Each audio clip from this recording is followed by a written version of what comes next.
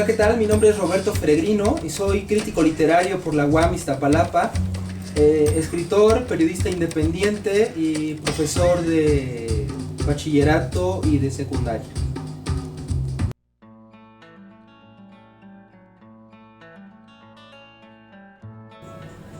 Los primeros acercamientos que tuve en el mundo editorial fueron por ahí del 2006, cuando me dieron la posibilidad en la fundación del Centro Histórico de dirigir una revista para adolescentes, que los mismos adolescentes de secundaria escribían artículos. Entonces esta revista se llamó Reimagínate y solamente tuvo 5 números. Después de un tiempo, por ahí del 2007, finales del 2007, hubo un problema con la fundación, entonces a muchos de los que trabajamos ahí nos reubicaron y así terminé en el área cultural. Y ahí el director de Casa Vecina, Antonio Calera Grobet, fue el que me invitó a participar en la edición de un periódico que hacían ellos, que se llamó Primer Cuadro, donde trabajaba también el curador Eric Castillo y el poeta y escritor Luis Felipe Fabre. Después de eso, Nadia Benavides y Jessica Berlanga Taylor me invitan a participar en el libro de Bicentenario de la editorial Código DF, y que era un libro de artistas. Y luego de ahí me fui a trabajar a la revista Forbes México, donde también me invitó a trabajar Nadia Benavides con ella. Y hace poco acabo de terminar un libro de bachillerato en el área de ensayo, en el que me invitó a trabajar un editor también muy bueno, muy generoso, que se llama David Jiménez Ixta. Y en términos generales esa es la incursión que he tenido en el mundo editorial.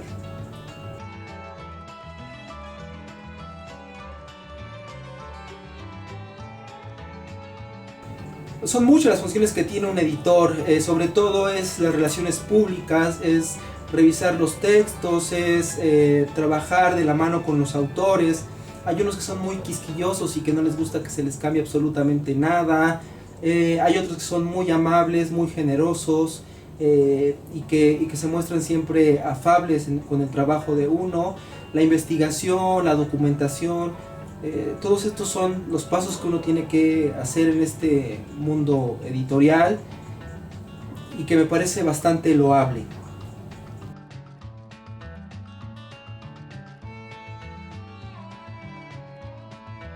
Definitivamente hay una influencia en la vida social, porque el trabajo del editor invariablemente trae todo lo que uno tiene dentro, sus gustos, sus disgustos. Entonces hay un impacto necesario con el lector que me parece bastante importante, que genera un diálogo continuo. Entonces el trabajo que nosotros hacemos siempre intenta ser decoroso, de presentarse lo mejor posible, y para que el lector tenga una visión sobre eso que a nosotros como editores, como escritores, como autores nos empieza a generar algo, ¿no? Queremos expresar invariablemente, y cuando es recibido por un lector o por un espectador, como en este caso, pues es bastante amable, ¿no?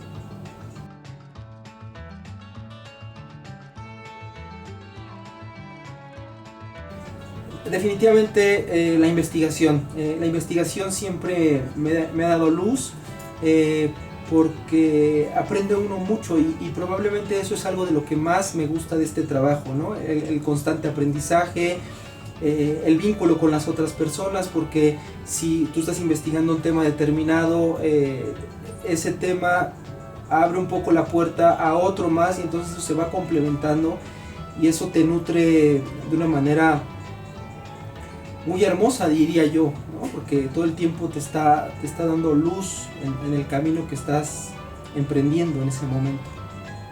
¿Por qué es importante que la gente lo conozca?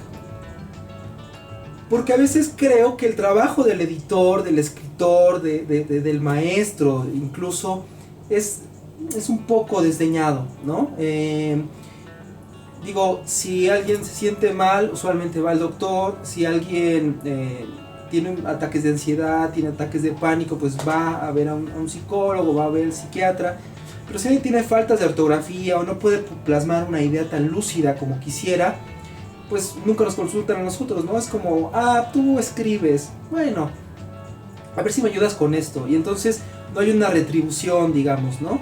Y creo que tiene que ser algo también bien visto por la gente, porque no solamente es corregir una hoja y ya, ¿no? Ya te quedó bonito. No, hay que saber transmitir las ideas, hay que ser claro, hay que ser contundente, hay que tener este trabajo de investigación que mencionaba hace un momento. Entonces, bueno, digamos que debe ser muy importante el trabajo del editor. Crítica literaria. La crítica literaria en México, desafortunadamente, creo que se ha abaratado un poco. Bueno, no me gusta soslayar las épocas, pero ni confrontarlas. Pero por ejemplo, esta imagen que teníamos de Antonio Latorre, por ejemplo, de Evodio Escalante, es gente que a profundidad trabajaba con esto, con la crítica literaria, con la investigación. Era gente de mucho peso. Entonces ahora, probablemente por la vorágine de posibilidades que tenemos en las redes sociales y con las revistas digitales, pues todo se ha hecho mucho más rápido, ¿no? Creo que sí se sigue haciendo crítica en México, es interesante también, pero se ha perdido un poco ese punch que había, no sé, a finales del siglo XX, pensaría yo.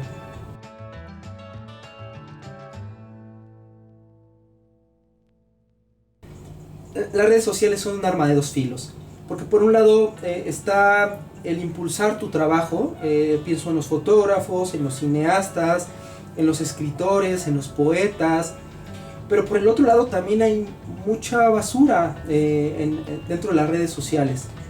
Podríamos pensar, por ejemplo, en esto que yo siempre he mencionado, hay muchas revoluciones en las redes sociales.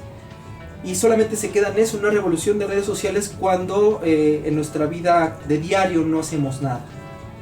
Pienso, por ejemplo, ahora que está muy en boga hablar de las mujeres y de sus derechos, cómo es que nosotros hacemos revoluciones en Facebook, por ejemplo, ¿no? Tratando de decir que las mujeres tienen derecho, que tienen oportunidades, que no son menos que los hombres, etc. Eso me parece muy loable. Sin embargo, es que cuántas de esas ideas que nosotros plasmamos ahí las llevamos a nuestra vida cotidiana. Eso yo creo que habría que matizarlo un poco y de darle esa sensatez, esa fuerza que merece desde nuestras propias trincheras. Entonces, trabajarlo con nuestras hermanas, con nuestras amigas, con la gente que tenemos más cercana. Entonces, creo que ese es uno de los principales problemas que enfrentamos en Facebook. Cualquiera puede decir y no todo lo que se dice en las redes sociales a veces es 100% comprobable.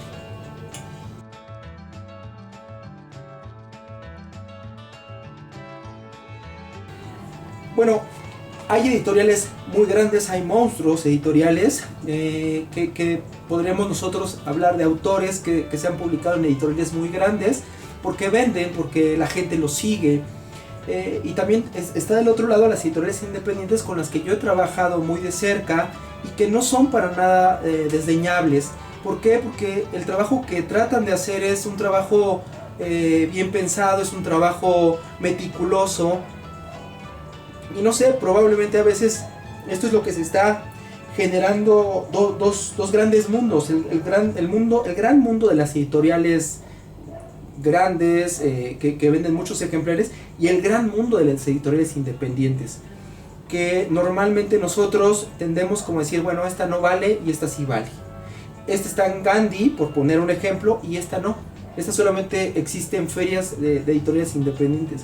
Y no, también como hay muchos escritores que valen la pena en los grandes monopolios, también hay mucha gente que vale la pena en estas pequeñas editoriales que están dando mucho de qué hablar y que van muy fuerte apuntalando hacia el futuro.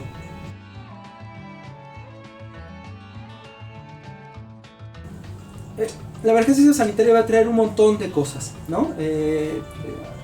Ya tenemos teatro desde casa, tenemos música desde casa, tenemos museos desde casa. Entonces, esto nos va a dar la posibilidad de no necesariamente estar cara a cara con alguien en una oficina, sino también nos va a dar la posibilidad de buscar otras alternativas para poder convivir de una manera adecuada. Entonces, sí, de crear, de buscar, de poder empatar nuestras ideas con las de los demás, como en este caso, que nos estamos viendo a través de una pantalla y nosotros estamos viviendo de una manera distinta. Entonces creo que hay múltiples posibilidades y esto viene muy bien para la creatividad.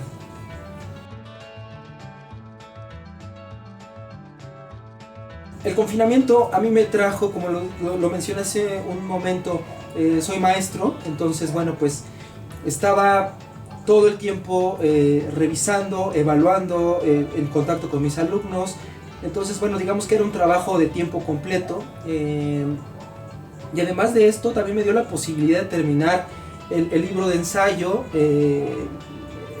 de bachillerato, porque fue una buena plataforma para poder trabajar ambas cosas, ¿no? Entonces podía tomar un poquito las clases y otro poquito retomar el libro y escribir. Entonces creo que ha habido muchas cosas, ¿no? He escrito por ahí algunos poemas, no sé, digamos que he estado activo.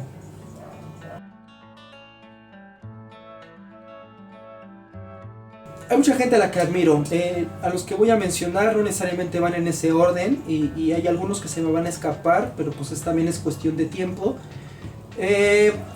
Hablé de Antonio Calera, él fue uno de los primeros que creyó en mí y en mi trabajo, entonces me abrió las puertas para poder publicar en algunos de sus libros, cuentos, ensayos.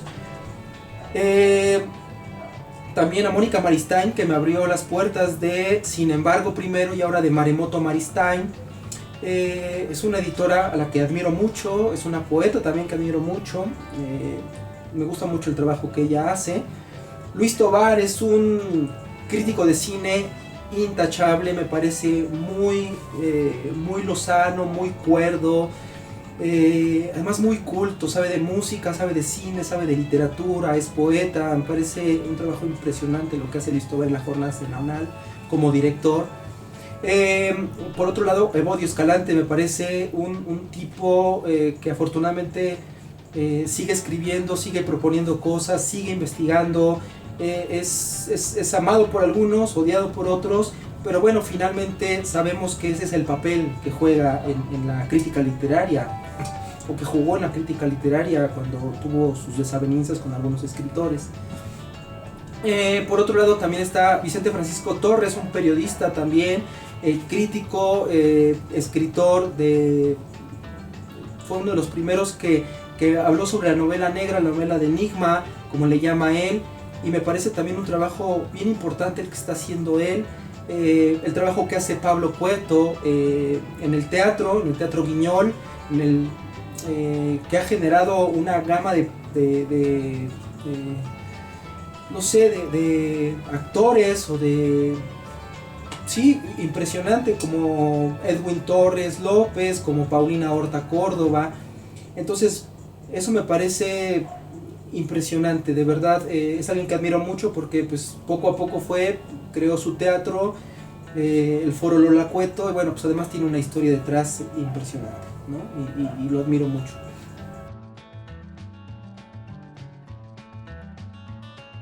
Bueno, pues nada, agradecer el tiempo de poder atender a esta pequeña entrevista que se me hizo.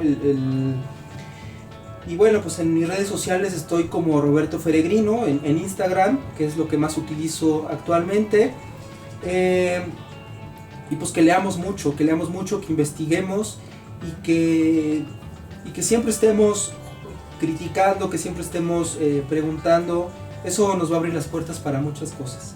Y de verdad, muchas gracias por el tiempo. Fue un placer conversar con ustedes. Gracias.